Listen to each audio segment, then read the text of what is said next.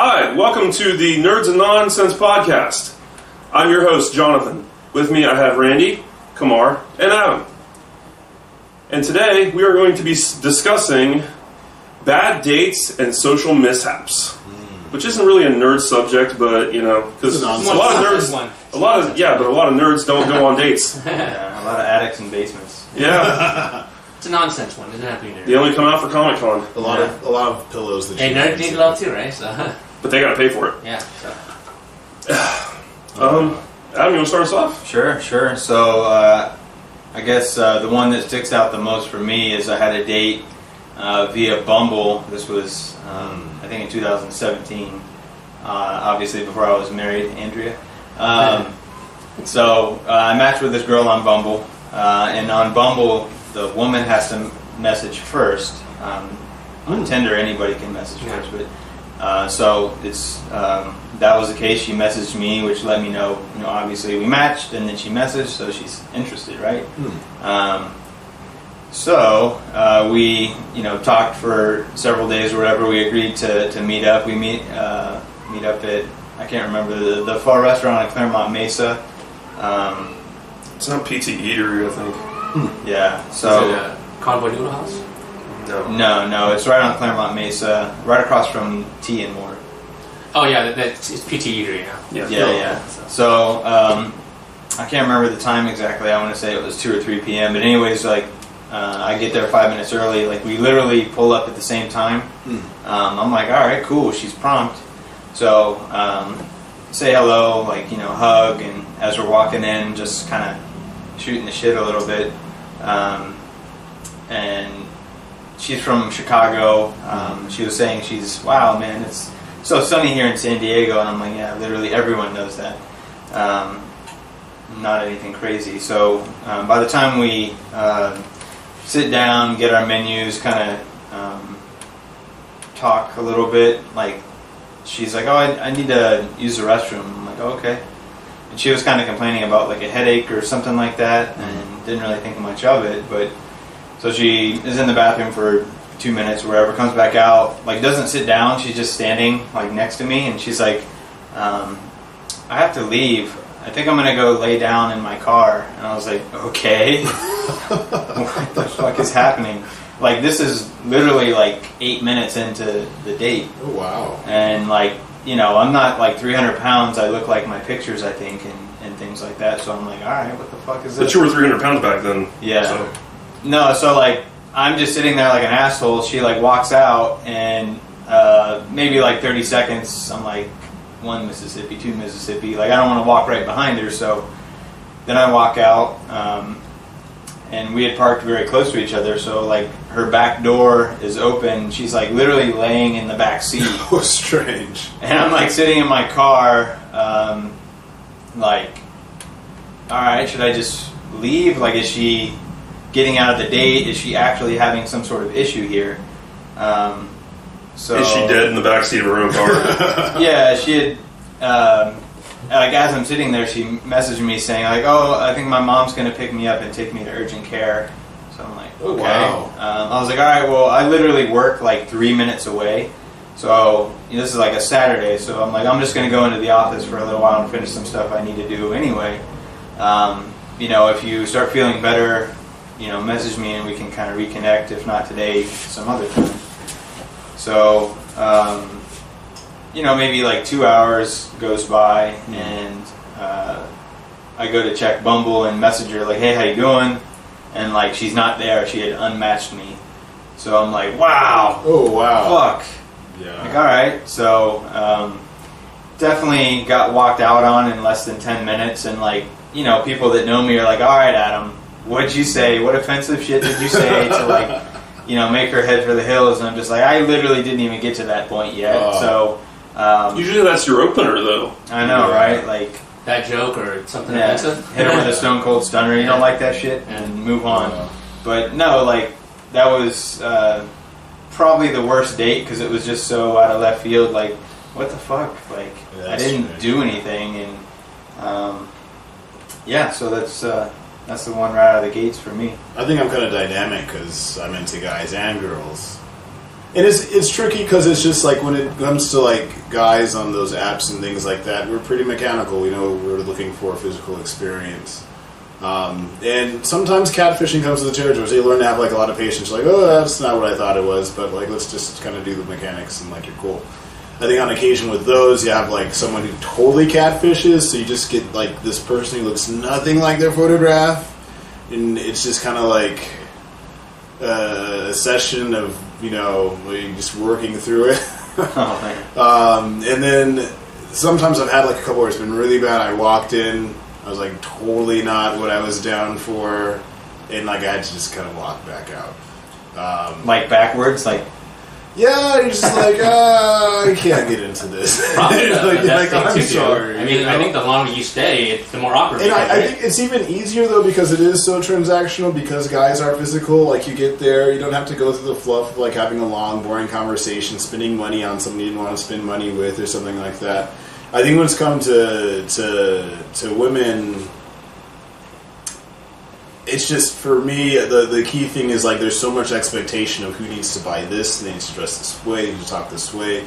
And, like, there's a lot of girls out there who are pretty vapid and, like, just out there for, like, someone to buy them and pay them for whatever, and then have expectations on, did he hold the door? Like, you can just see them taking notes in their mind the entire time. That was one thing that tripped me out about mine. Sorry to interrupt, but Yeah. it's like you didn't even want the free fucking meal. Right. Like, God, dude, do I suck that bad? But It was the haircut. Yeah, I think, probably. like, when it comes to, like, dudes, like, we know how just to be friends after, like, yeah, that was a bad fuck, but we're still buddies, and, like, we'll chat and be, like, chummy with each other. I would want to find out Yeah. why I was a bad fuck from that friend, Right. though. Like, hey, dude, Right. tell me how I can get better.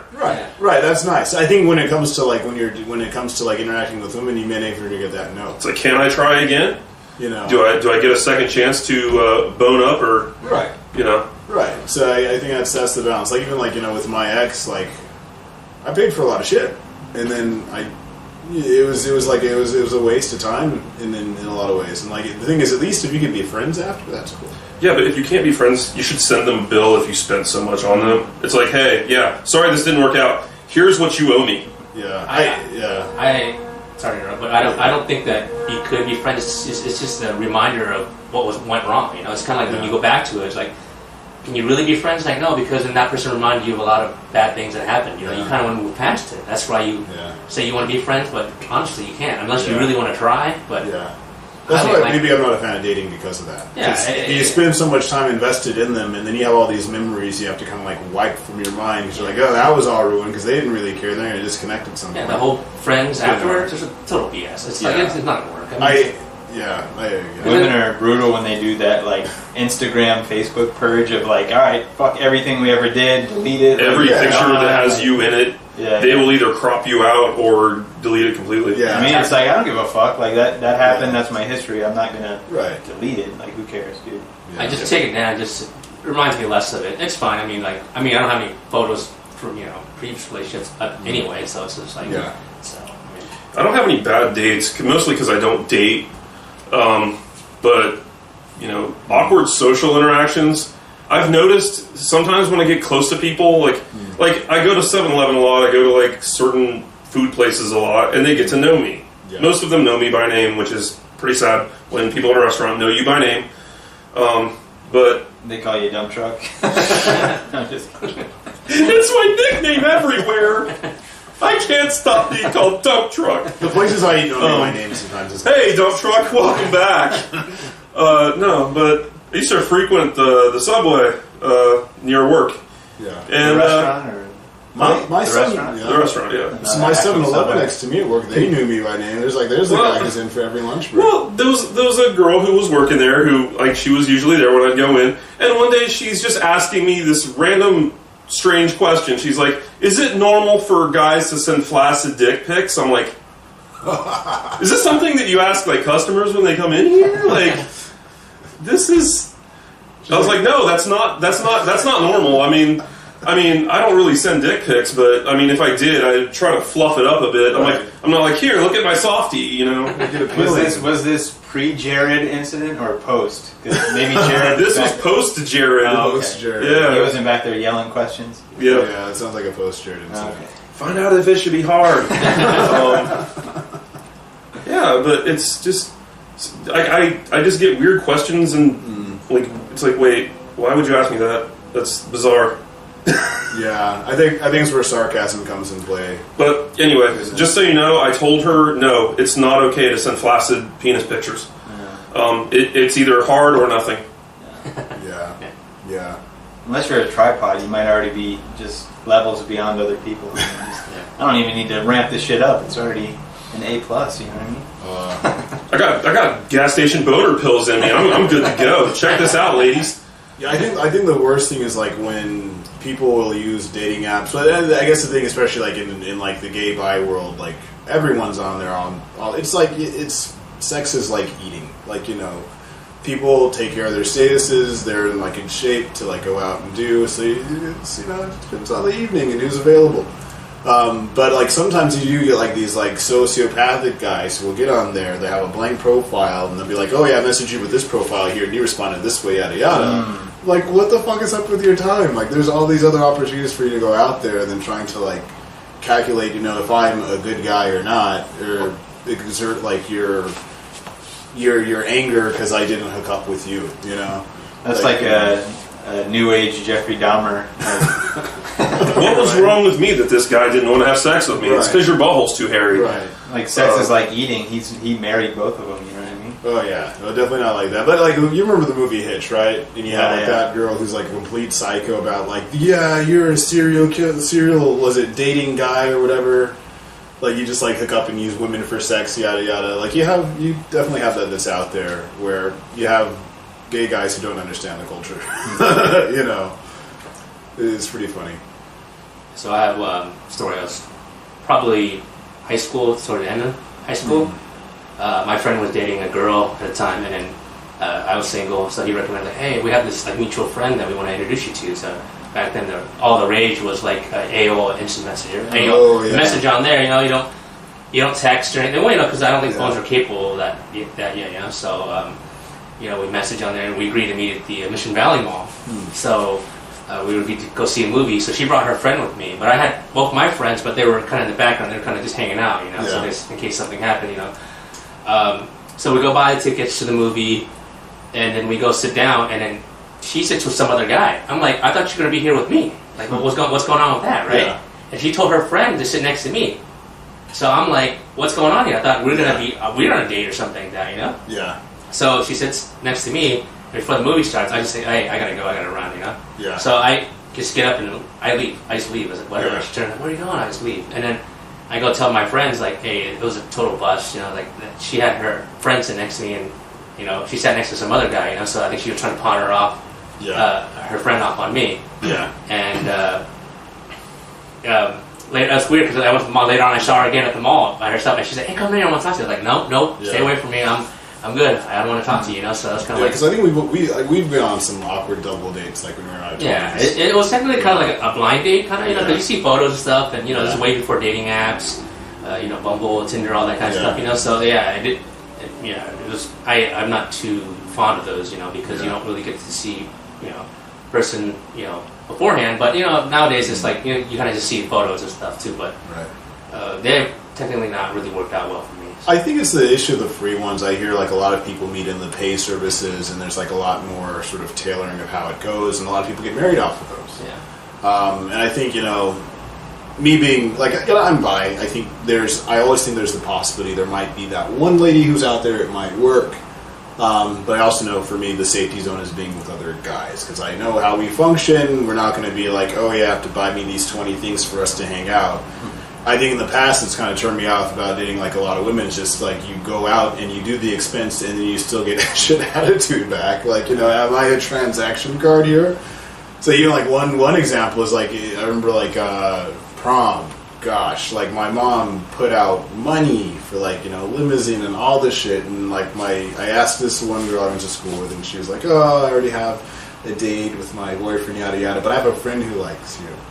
So, like, we go through all this effort, you know, me innocently, like, going about this thing and saying, like, arranging and calling and inquiring and saying, like, you know, when you ought to picked up and yada yada. And, like, I was talking to my mom was just like, I think she got on the phone at one point, and she was just like, usually with problems, you go with your date, and that's where you're in the limousine, and you don't go to this, because she was like, I want to ride separate with my friends, yada yada.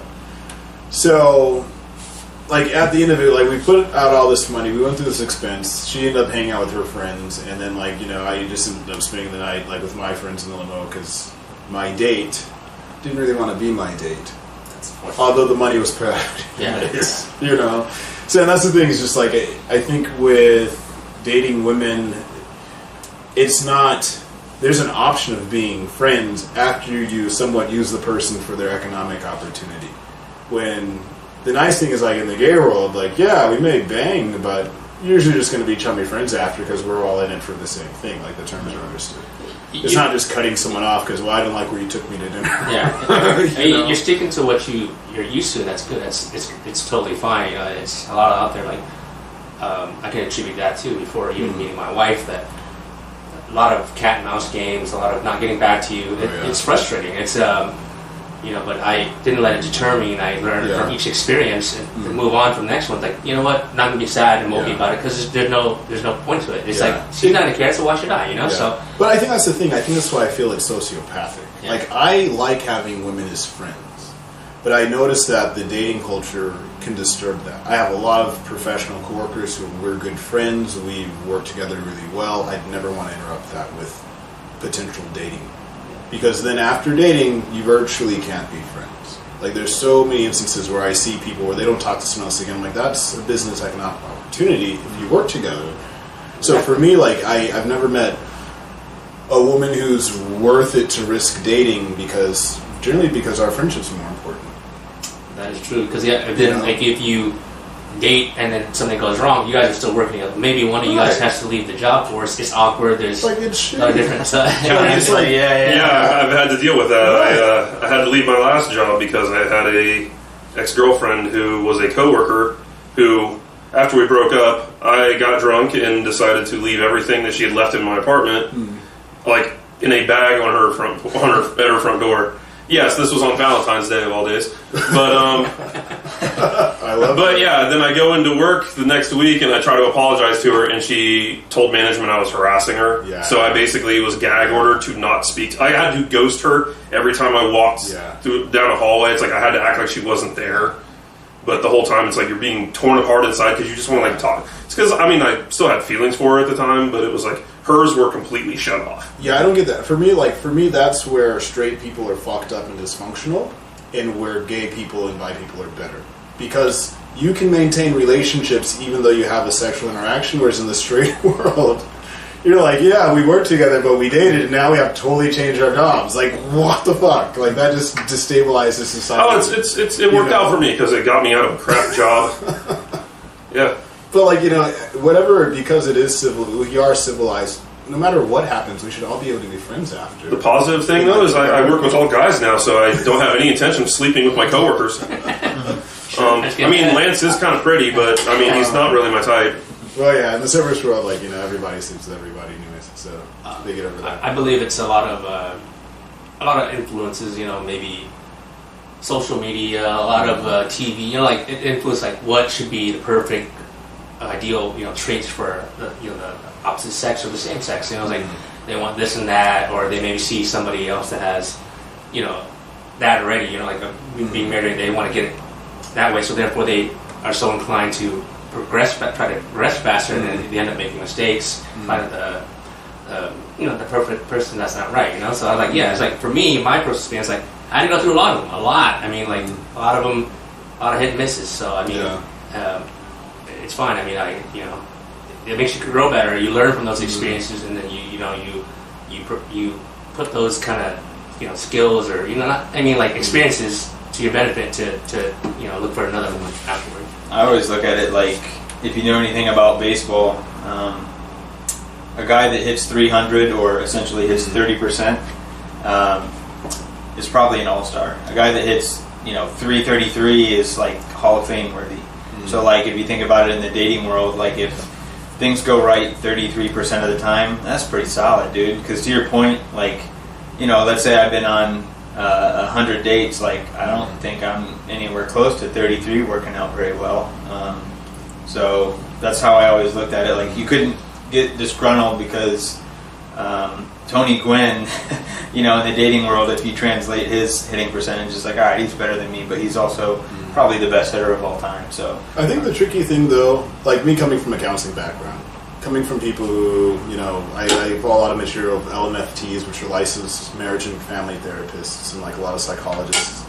And one of the biggest things that they find in a lot of relationships is because there is that sports metaphor, you have a lot of issues between men and women because there is this competitive mind that gets there. And you have like a lot of these other communities that are burgeoning, like polyamory, relationships, and like that's kind of an area because people use that sports analogy and they find out they burn a lot of bridges and they have less successes. And I think for me, I've gotten to the point where I value friendships more than romantic relationships. As long as I can maintain a friendship with anyone in any way that they're comfortable with, then I'm happy there. Like if I find a woman who doesn't overvalue a sexual interaction like most women do, thinking it's some sort of a sport or a game, or if I put out this, then I deserve this sort of thing, who just, if I find like the right granola hippie chick, like I'm good with that. But I think for me, it's just, it has to be win-win at all times. I can't think of it as a sort of game where there are losses. At the end, we all want to pay taxes. We want to support each other as citizens in the same place. I want to pay taxes. So I want to pay taxes, but at the same time, we want to have a functioning society where we can have support when we need support. I got two more that I'd like to get to. One of them, you're a part of the story. So, the first one is kind of a short one. So I once again met this girl through a dating app. We met up at a brewery. We sat there and talked and laughed about whatever for like close to 2 hours. And like, I'm not a drinker per se, but I'd had a couple.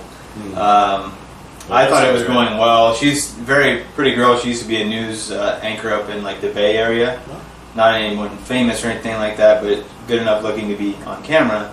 And like, like I said, I had a couple in me. I gambled on a fart and I lost. This was at like the tail end of the date anyway, so I'm thinking like, all right, there's no way she can know that I just sharded. There's no, like, it didn't like smell, but then again I'm drunkish, so I'm like, I don't think you can smell it if I get first, but it's like other people around you probably do. Yeah. Was it a shard or just a fart? No, yeah, it was a shard. It was just like a little like. Ugh. It was it enough that you could clench your cheeks together and kind of hold it in Yeah, place? I mean, it was kind of like it was because it doesn't count as shitting your pants unless it hits your underwear. No, yeah, it did just a little bit. It did just a little bit. That's a rough one. Yeah, so like I said, I thought the date went well. We ended the date with a hug and all this stuff, and I'm like, she reached down and felt your butt. Waiting for date number 2. Date right there. Never happened. Is that a load in your pants? Do I need to change your diaper? Never happened. So that was actually my second time sharding in my 30s, which I went to 30 and never sharded in my life. Which you can imagine she probably told other people in the newsroom about this. I went on a date and this guy shit himself. Hell yeah. Was that the reason why she said no dating too? She didn't say anything, but I just like, well, I'll just chalk it up to that. So, and then the second one, so like Jonathan and I are walking around PB some years ago, and like we're walking behind this girl. And she's like definitely attractive. I'm like staring dead at her ass. And like, I was too. Yeah. So like it's one of those situations where I'm like looking down. She turns around, and I'm thinking she's gonna say like, "Hey, like fuck off" or whatever. And she doesn't. I look up, and she's like, "I want to go where you're going." And I'm like, I turn around like, me? Like what? Yeah. What's happening? Oh, here? we're going home. Like that's like we were just in PB. We were walking back to the car to leave. Yeah. So I'm like, oh, all right. So like, we decided to go into like some bar on Garnett, and we're sitting there. I think we each had a drink or whatever, and she borrows my phone to call like an Uber or Lyft or some shit like that, and we go like not even 5 minutes away to some kind of a beach house or whatever, and to some party, and so like we're just sitting there awkwardly, like what the fuck? I'm like, I don't know if this girl's actually into me. Did she just use me to get to this Yeah, party? because what she was saying was, I don't have my phone. My asshole ex-boyfriend took it. And so she drags us to this party, and they got a plate of cocaine that they're passing around. Oh, Yeah, I'm just Yeah. like, yeah, I'm good or whatever. Yeah, I don't touch that stuff. So like we're in the house, and then we go to the hot tub or whatever, and it's like me, Jonathan, this girl, some other guy, maybe like another girl and another guy, I can't remember, but you know, there's 5 or 6 people there, and she starts kind of hanging all over this like other dude, and I'm just like, all right, well, shit, you know, I'm already plotting my escape, because it's like, well, clearly she's not into me, so I can't remember what I said, something to the effect of, She was like, where's my phone? And you were like, I thought your asshole ex-boyfriend took it. And the guy looked at you funny. yeah, like, And then as we're walking back to the car, you're like, I think that guy was her asshole ex-boyfriend. yeah, he's probably thinking like, what a fucking hard ass. He's sitting there like calling me out like right in front of him. But Yeah. I had no idea or whatever. It was just like a weird situation technically where wasn't her ex. Yeah, it's like we're current boyfriend. we're about to go home, and then all of a sudden we're at like a cocaine party with, you know, maybe potentially a fight happening, and it's just like, all right. Yeah. But the butt was really nice. That was... Yeah, she actually she ended up being a Hooters girl. She worked downtown at Hooters downtown. We actually saw her sometime later. I didn't say anything to her. She wouldn't have recognized me. It's probably Probably not, on the way to my right? art gallery, No. like, because that was the old gallery. No, we just like to walk by Hooters because, Yeah. you know, Yeah. girls in tank tops. Yeah, Yeah. we leave from under our bridges and go stare in the windows at Hooters. Hooters girls. I don't want to pay for their food. I just want to look at the Hooters. Yeah, I think for me, like, I've never really known what I've had going. I didn't realize, like, I was potentially good looking probably until I hit my 30s. Before that, I just, like, I didn't want to look at myself. So I think I had, like, a lot of friends, like, in college, like, you know, maybe, like, because you all met a lot of the Japanese friends I hang out with who were interested. So I've had a handful of times where I was hanging out with a girl who I just thought was my friend in a situation that was like virtually like, you know, questionable, and like it just didn't click, like, oh, she wants more than friendship one year. But like, you know, I had one friend that I visited that I went to school with and studied abroad, and like I had vacation after teaching, when I was teaching English, and I went out to Tokyo, and she's like, oh, you can stay at my place. So we go out, we have a beer, and I literally fall asleep next to her, you know, not realizing, okay, she's invited me to be in the same bed, we just had beers, and I literally fell asleep. Yeah, you realize in hindsight There's how like, much, how did I not get that? yeah, like Yes, all the signs are right there. Like, I should have I was like, oh, we're just friends. And I rhymed like friends. yeah, Friends, being a friends, nice friends. guy, being You a know. decent guy, like, you know, in hindsight, you look back and you're like, you know, not that I'm saying I want to have 1,000 or 20,000, you know, notches on my belt like Wilt Chamberlain, but you start to think like, how many times did I fucking cockblock myself because I was a nice guy and I didn't. How many you know, times did you think you were already in the friend zone, but you weren't? And it's a mix of both. I think like women can be a little more straightforward when they feel sexual about things and learn how to do that. And actually, a lot of guys, we need to turn ourselves off because the amount of sexual harassment cases, I can tell you from the things that I do from my own job, are huge. Huge. Yeah. Like, guys are like dicks that are on all the time, and like women are like always in denial of their sexuality, and like that's a bad combination. What I sometimes wish is, I think it was a Mel Gibson movie, like What Women Want or something like Oh, that, yeah. where he could like read their minds. Yeah, that was It's like, interesting. wouldn't that be like an amazing superpower? Just Yeah. like, you know, just cut through all the bullshit, all the Yeah. hurdles, and I think every woman would be different, of course. It's just like, yeah, I mean, have that kind of superpower. I mean, it's like Yeah. every woman's different. It's like Yeah. to know everything like that is just like, that's a huge advantage, you know? I mean, Yeah. it's like, it's pretty much a guessing game. Of course, you don't have the power, you know? Yeah, it's always a guessing game. And that's the key thing. Is like when you do have a guy who's truly stand-up and truly nice. I think there's a comedy thing I shared with you guys who is saying like, you know, there's the comedian was talking about what it's like being a mom, and if she's like just to find a boring guy who loves you making him sandwiches, and like that's the guy you keep, you know. So I think the thing is, you have women out there who's obsessed with the bad boy sort of thing. Like, you know, sometimes you just need to find that really boring guy and just be a hoe just for him to make sure he stays. I think it's more of But, a you thing know. now that when you're younger, of course, you want all the bad boys. or if you're a girl, right? But then when you get older, like I want a more established guy, Yeah. career-based, family-oriented kind of thing. Yeah. So it's kind of like a phase. That Yeah. It's And on definitely a phase, and then I think once they realize they fucked up, they probably already had like a kid or whatever, and then they want to, if it's a daughter, they want to kind of, pick the nice guy, and then she does the same exact shit probably, where it's like, it's never going to change, and you do find that girl that, isn't a piece of shit, and it's like, oh, nice. Yeah. But usually, as a nice guy, you do get, essentially walked on and taken advantage of, or you don't see the opportunities that you have because, like, you're nice and you're supposed to. It's like, when do you be aggressive? When do you not? Yeah. Like, But I think nice. People say nice guys finish last. I don't believe that. I think nice guys. I think when you look at nerds are really fucking good, nice guys. And they get called nerds. We get called nerds because women don't know how to just open up and let themselves live when they need to. So I think the most happiest couples that I see is like going to places like Comic-Con where you have like this total nerd guy. Yeah, maybe he's sweaty and he wears superhero shirts.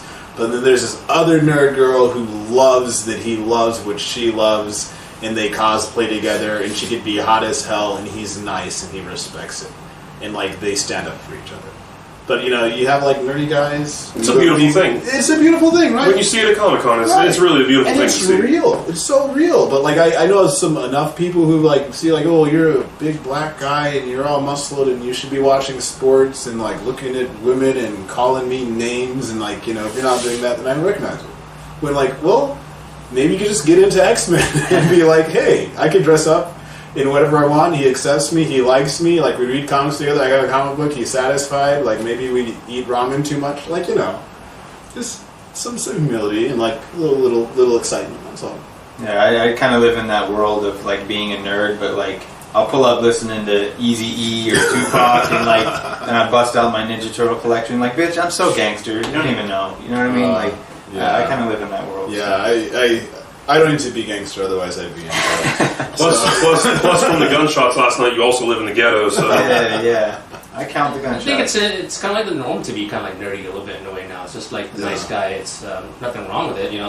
Sometimes being brash or arrogant too much kind of comes off as a turn off more than anything now, because it's like, how long is that going to last? Right. And it's kind of you look at anything that's out now about Wu-Tang.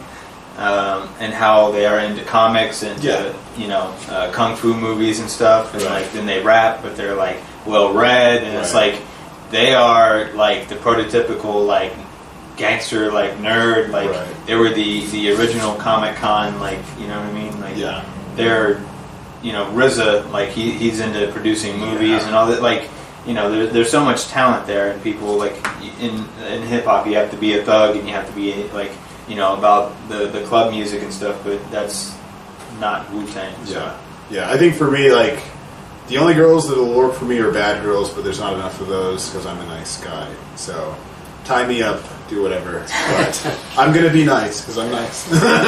What if you found out that at NWA way back in the day, they were just sitting in a basement playing Dungeons and Dragons? Yeah. Oh, yeah, that'd be even cooler.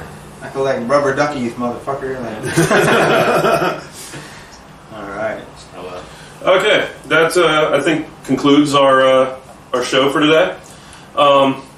Remember to follow us on social media, YouTube, Facebook. Tell your friends, tell your family. I mean, your coworkers, anybody. Please get us out there. We need followers. A lot of them. And yeah. Stay nerdy, San Diego, and beyond. Thanks for watching. Thanks for watching, guys. Thanks for watching, guys.